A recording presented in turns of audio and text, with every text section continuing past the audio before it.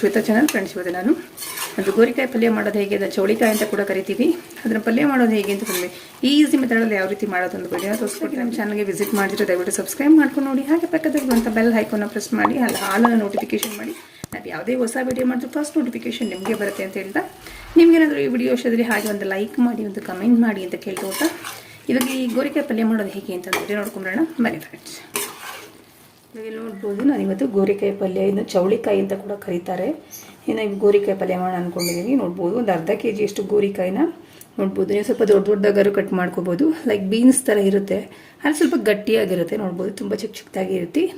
Cut ಮಾಡಿ ಇಟ್ಕೊಂಡಿದ್ದೀನಿ. ಇವಾಗ ಇದನ್ನು ಚೆನ್ನಾಗಿ ತೊಳೆದು ಕ್ಲೀನ್ ಮಾಡಿ ಇಟ್ಕೊಂಡಿದ್ದೀನಿ ನಾನು. ಇವಾಗ ಪಲ್ಯ ಮಾಡೋದು ಹೇಗೆ ಅಂತ ನೋಡೋಣ ಬನ್ನಿ. ಇವಾಗ ಇಲ್ಲಿ ನೋಡ್ಬೋದು, ನಾನೊಂದು ಕುಕ್ಕರಲ್ಲಿ ಒಂದು ಅರ್ಧ ಲೀಟ್ರಷ್ಟು ನೀರನ್ನ ಹಾಕ್ಕೊಂಡಿದ್ದೀನಿ.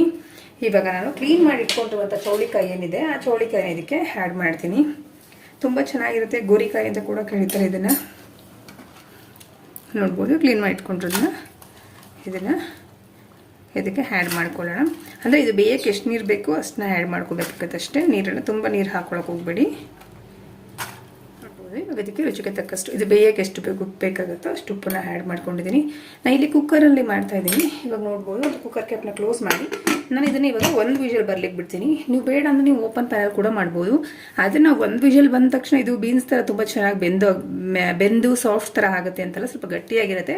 ಹಾಗೆ ಒಂದು 2 ರಿಂದ 3 ನಿಮಿಷ ಹಾಗೆ ಕೂಡ ನಾನು ವಿಷಲ್ ಬಂದಮೇಲೆ ಕೂಡ ಮೀಡಿಯಂ ಫ್ಲೇಮಲ್ಲಿ ಇಟ್ಕೊಂಡು ನಾವು ಬೇಯಿಸ್ಕೋಬೇಕಾಗುತ್ತೆ. ಇವಾಗ ಇದನ್ನು ಒಂದು ವಿಷಲ್ ಬರ್ಲಿಕ್ಕೆ ಬಿಡ್ತೀನಿ. ಇದು ಒಂದು ವಿಷಲ್ ಬರಲಿ. ಇನ್ನೊಂದು ಕಡೆ ಸ್ಟವ್ನ ಹಚ್ಕೊಂಡು ಒಂದು ಪ್ಯಾನ್ ಇಟ್ಕೊಂಡಿದ್ದೀನಿ. ಇದಕ್ಕೆ 1 ಟೇಬಲ್ ಸ್ಪೂನ್ ಆಗುವಷ್ಟು ಎಣ್ಣೆನ ಹಾಕೊಳ್ಳೋಣ.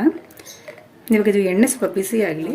ಎಣ್ಣೆ ಬಿಸಿ ಆಗಿದೆ. ಇದಕ್ಕೆ 1 ಟೀ ಸ್ಪೂನಷ್ಟು ಸಾಸಿವೆ, ಹಾಗೆ ಒಂದು ಅರ್ಧ ಟೀ ಸ್ಪೂನಷ್ಟು ಜೀರಿಗೆನ ಹಾಕ್ತೀನಿ. ಸಾಸಿವೆ ಜೀರಿಗೆ ಎರಡು ಸ್ವಲ್ಪ ಚಿಟಪಟ ಅಂತ, ಸಾಸಿವೆ ಮತ್ತು ಜೀರಿಗೆ ಎರಡು ಸಿಡಿತಾ ಇದೆ. ಒಂದು 4 ಒಣಮೆಣಸಿಕಾಯಿನ ಹಾಕೋತೀನಿ. ನೀವು ಬೇಕಂದರೆ ಇದಕ್ಕೆ ಹಸಿಮೆಣಸಿಕಾಯಿ ಕೂಡ ಆ್ಯಡ್ ಮಾಡ್ಕೋಬೋದು.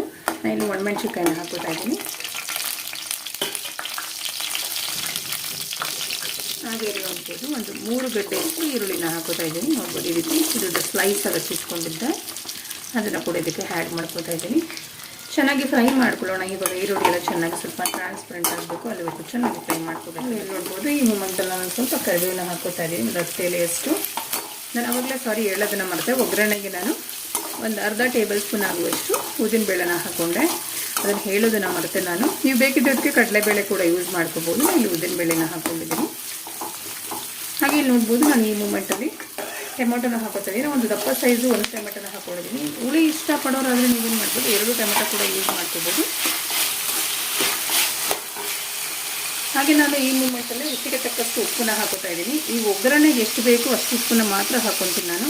ಏಕೆಂದರೆ ನಾನು ಆವಾಗಲೇ ಗೋರಿಕಾಯಿಗೆ ಪಲ್ಯಕ್ಕೆ ಇದು ಬೇಯಿಸ್ಕೋಬೇಕಾದ್ರೆ ಅದಕ್ಕೆ ಸ್ವಲ್ಪ ಉಪ್ಪನ್ನ ಹಾಕ್ಕೊಂಡಿದ್ದೀನಿ. ಉಪ್ಪನ್ನ ನೋಡಿಕೊಂಡು ಹಾಕೊಳ್ಳಿ. ಇವಾಗ ಟೊಮೊಟೊ ಎಲ್ಲ ಚೆನ್ನಾಗಿ ಕಂಪ್ಲೀಟಾಗಿ ಸ್ವಲ್ಪ ಸಾಫ್ಟ್ ಆಗಲಿ, ಅಲ್ಲಿವರೆಗೂ ಚೆನ್ನಾಗಿ ಫ್ರೈ ಮಾಡ್ಬೋದು. ಟೊಮೊಟೊ ಎಲ್ಲ ಆಲ್ಮೋಸ್ಟ್ ಕಂಪ್ಲೀಟಾಗಿ ಸಾಫ್ಟ್ ಆಗಿದೆ. ಈ ಮೂಮೆಂಟಲ್ಲಿ ನೋಡ್ಬೋದು, ಒಂದು ಅರ್ಧ ಟೇಬಲ್ ಸ್ಪೂನ್ ಆಗುವಷ್ಟು ಧನಿಯಾ ಪೌಡ್ರನ್ನ ಹಾಕೋತಾ ಇದ್ದೀನಿ. ಹಾಗೆ ಇನ್ನೊಂದು ಅರ್ಧ ಟೇಬಲ್ ಸ್ಪೂನ್ ಆಗುವಷ್ಟು ಚಿಲ್ಲಿ ಪೌಡ್ರನ್ನ ಹಾಕೋತಾ ಇದ್ದೀನಿ. ನಿಮಗೆ ಖಾರ ಎಷ್ಟು ಬೇಕಾಗುತ್ತೆ ನೋಡ್ಕೊಂಡು ಆ್ಯಡ್ ಮಾಡ್ಕೊಳ್ಳಿ ಚಿಲ್ಲಿ ಪೌಡ್ರನ್ನ. ಇಲ್ಲಿ ನೋಡ್ಬೋದು, ಎರಡನ್ನೂ ಹಾಕ್ಕೊಂಡು ಚೆನ್ನಾಗಿ ಮಿಕ್ಸ್ ಮಾಡಿಕೊಂಡು ಏನಿದೆ ಈ ಖಾರದ ಪುಡಿದೆಲ್ಲ ಇರುವಂಥ ಘಾಟೆಲ್ಲ ಹೋಗಲಿ, ಜಸ್ಟ್ 1 ರಿಂದ 2 ನಿಮಿಷ ಚೆನ್ನಾಗಿಲ್ಲ ಫ್ರೈ ಮಾಡಬೇಕು. ನೋಡ್ಬೋದು, ನಾನು ಫ್ರೈ ಮಾಡ್ಕೊಂಡಿದ್ದಾಗಿದೆ. ಈ ಮೂಮೆಂಟಲ್ಲಿ ನಾನು ಏನಿದೆ ವಿಜಲ್ ಹೊಡಿಸ್ಕೊಂಡಿದ್ದಲ್ಲ ಗೋರಿಕಾಯಿ, ಅದನ್ನ ಅದಕ್ಕೆ ಆ್ಯಡ್ ಮಾಡ್ಕೊಳ್ಳೋಣ. ಆ್ಯಡ್ ಮಾಡ್ಕೊಂಡು ಚೆನ್ನಾಗಿ ಮಿಕ್ಸ್ ಮಾಡ್ಕೊಳ್ಳೋಣ. 1 ರಿಂದ 2 ನಿಮಿಷ ಇದಕ್ಕೆ ಫ್ರೈ ಮಾಡ್ಕೊಂಡ್ರೆ ಸಾಕಾಗುತ್ತೆ.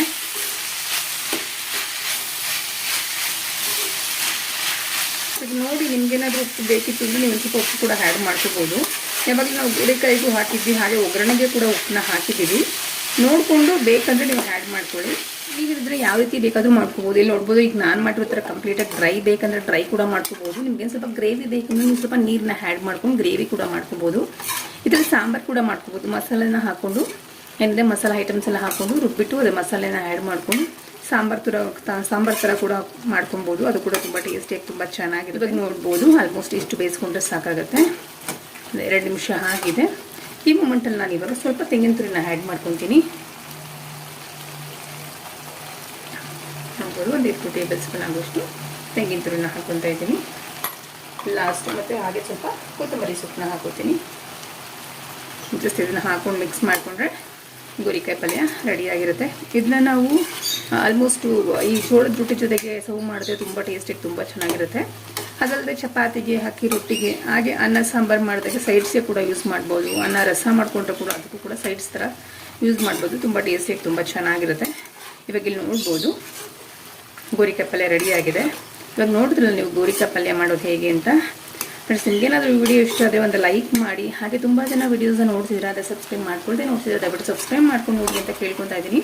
ಫ್ರೆಂಡ್ಸ್ ಇವಾಗ ನೋಡ್ಬೋದು ಗೋರಿಕಾಯಿ ಪಲ್ಯ ರೆಡಿಯಾಗಿದೆ. ಇದನ್ನು ಇವಾಗ ಒಂದು ಸೋಪಿಂಗ್ ಬೌಲ್ಗೆ ಸರ್ವ್ ಮಾಡ್ಕೊಳ್ಳೋಣ. ಫ್ರೆಂಡ್ಸ್ ನಿಮಗೇನಾದರೂ ಈ ವಿಡಿಯೋ ಇಷ್ಟ ಆದರೆ ನನ್ನ ಚಾನಲ್ ಸಬ್ಸ್ಕ್ರೈಬ್ ಮಾಡ್ಕೊಳ್ಳಿ. ಹಾಗೆ ವಿಡಿಯೋ ನೋಡಿದ್ದಕ್ಕೆ ಧನ್ಯವಾದಗಳು. Thanks for watching.